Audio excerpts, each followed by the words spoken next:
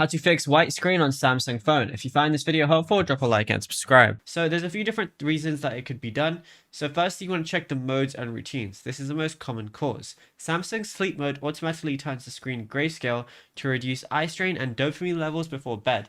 So what you want to do is open up your settings application and then go ahead and find modes and routines. Go ahead and click on it and then tap sleep. Now, if it says active, you want to go ahead and turn it off.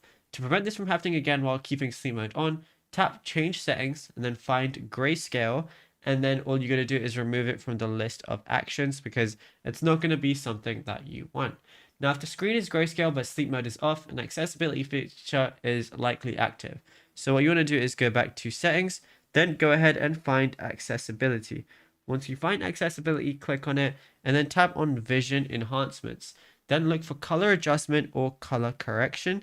So just look for anything like that. Ensure the toggle is set to off, because if it's on, people might have accidentally turned it on and then it might have, changed the colors to a lot blander of a version as well.